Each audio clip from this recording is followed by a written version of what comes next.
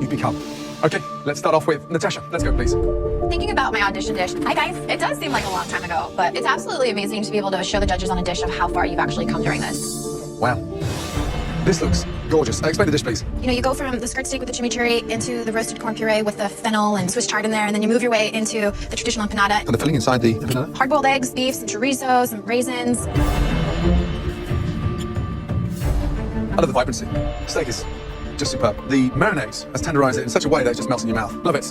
Great job, Thank as you always. so much. The steak is incredible. Even better than the first time. The empanadas look beautifully shiny. They're a little different than the ones in the audition. I actually used all butter in the first ones. This one actually have a little bit of lard and butter. I wanted a flakier crust. I think that the actual dough, if it was a little thinner, then I think that filling would have exploded more. Absolutely. But all around, great dish, and you did manage to improve on it. So good job. Thanks so much.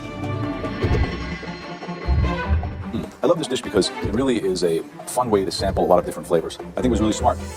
Not only are you an excellent cook, but you bring a tenacity, and I think that you have the grit and the skill to maybe win the whole thing. Good job. Thank you, Chef. I feel like I've evolved, and what the judges asked us to do, I definitely put on a plate. Luca. Back at the audition. Buon appetito. Chef Elliot gave me a no. He doesn't like the sauce. It's almost overly salted, and I don't like the texture. So many things changed from that time. I really want to show them how much I improved. It looks prettier than the original one. Let's get that out of the way.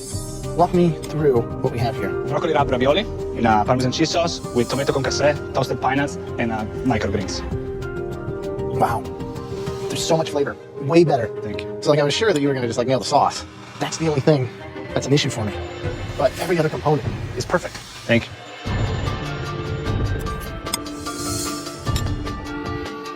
Why cheese sauce?